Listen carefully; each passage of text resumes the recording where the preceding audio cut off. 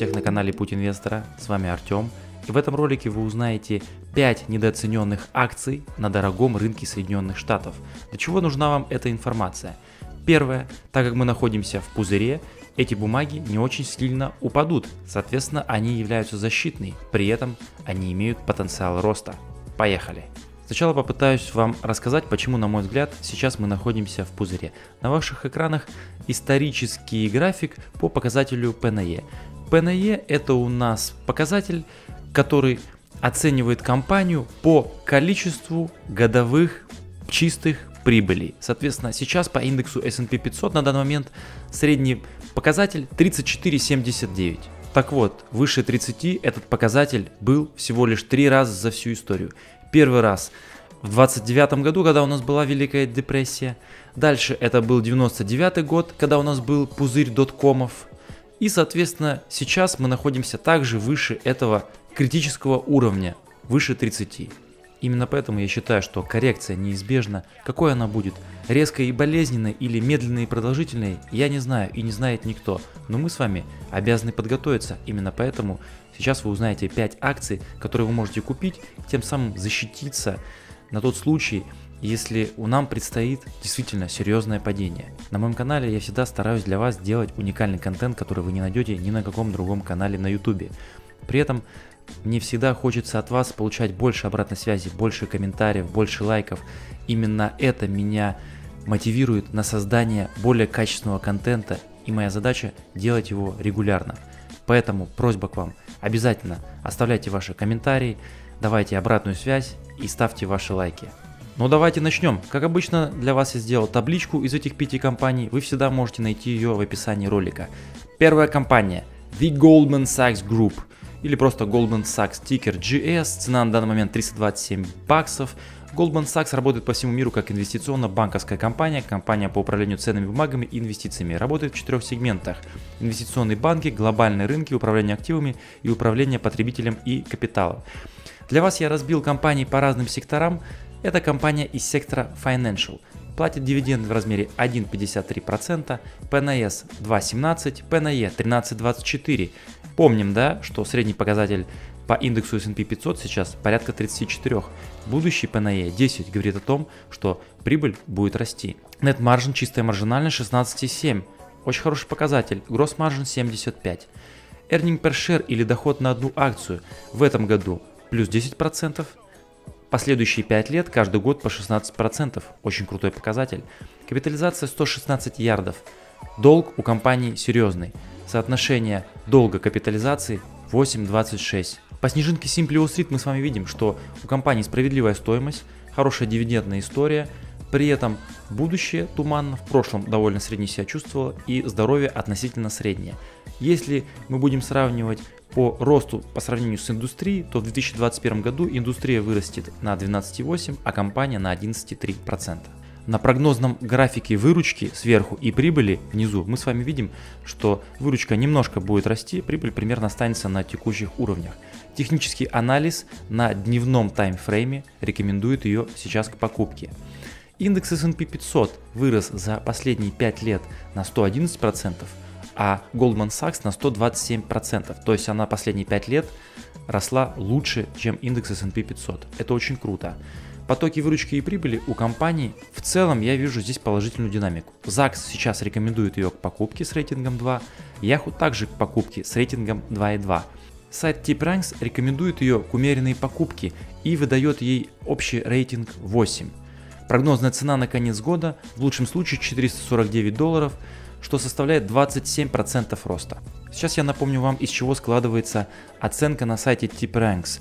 То есть они берут кучу разных данных, такие как мнение аналитиков, мнение блогеров, активность хедж-фондов, активность инсайдеров, рейтинг инвесторов, новостной сентимент, технический анализ и фундаментальный анализ. И исходя из всего этого складывается итоговая оценка. Outperform – это у нас лучше рынка. Следующая компания CVS Health Corporation, тикер CVS. На данный момент стоит $70. CVS представляет медицинские услуги в США, сегмент фармацевтических услуг. Компания предлагает решения по управлению льготами для аптек, включая разработку планов и администрирование, управление формулярами, управление розничной аптечной сетью, аптеки с доставкой по почте. Короче, аптеки. Сектор Healthcare или здравоохранение USA платит дивиденды в размере 2,83, P/E 0,35, очень дешево. P/E 12,9, будущий P/E 8,7, знаем, что это значит. Net Margin 2,7, это низкомаржинальная компания, она зарабатывает за счет оборотов. Доход на одну акцию в этом году 8,42, следующие 5 лет 3,3%, не выдающийся рост. Капитализация 94 ярда, соотношение долга капитализации 0,93. По снежинке Simply Street мы с вами видим, что, как и практически все компании в нашем обзоре, эта компания имеет справедливую стоимость, платит дивиденды, хорошо себя чувствовала в прошлом. По соотношению с индустрией, которая будет развиваться на 11%, компания будет расти на 8,2%. По прогнозному графику выручки и прибыли мы с вами видим, что выручка будет расти, прибыль будет оставаться примерно на том же уровне. Все из-за низкой маржинальности. На дневном таймфрейме технический анализ дает рекомендацию нейтрально. Индекс S&P 500 вырос на 111%, а компания за последние 5 лет снизилась на 18%. Хотя, обратите внимание, 2019-2020 год выручка увеличивается и по прогнозам также будет увеличиваться. ЗАГС рекомендует ее держать с рейтингом 3, Yahoo покупать с рейтингом 2. Сайт TipRanks рекомендует ее к умеренной покупке, дает рейтинг 10 на данный момент. Прогнозная цена на конец года $90, это 26% роста от текущих значений. Третья компания в нашем списке Verizon, тикер VZ. Цена $56. Verizon предлагает коммуникационные, информационные и развлекательные продукты и услуги потребителям, компаниям и государственным учреждениям по всему миру. Относится к сектору Communication Services. Платит серьезные дивиденды в размере 4,5%.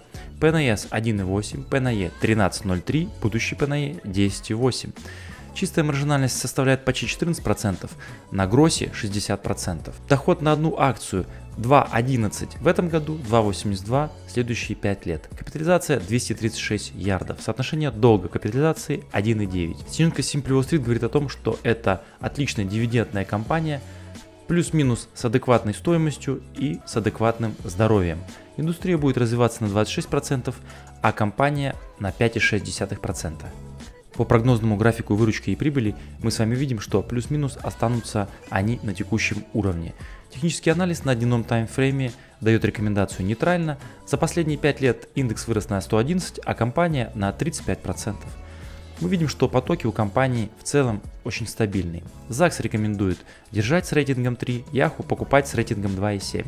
TipRanks дает рекомендацию к умеренной покупке, дает оценку 8 и устанавливает прогнозную цену в размере $66, что составляет 15% роста. Следующая компания в нашем обзоре Lockheed Martin Corporation, тикер LMT. Цена за одну бумагу сейчас $340. Lockheed Martin – это оборонная и аэрокосмическая компания, занимается исследованием, проектированием, разработкой, производством, интеграцией и поддержкой технических систем, продуктов и услуг по всему миру. Работает в 4 сегментах: воздухоплавание, управление ракетами и огнем, роторные миссионерские системы и космос. Относится к сектору Industrial, Aerospace, Defense, USA. Платит дивиденды в размере 3%, P/E 1,5, P/E 13,9, будущий P/E 12,14, чистая маржинальность Net Margin 10,4, прибыль на одну акцию в этом году 6,5%, следующие 5 лет 6% в среднем. Капитализация почти 100 ярдов, соотношение долга капитализации 2.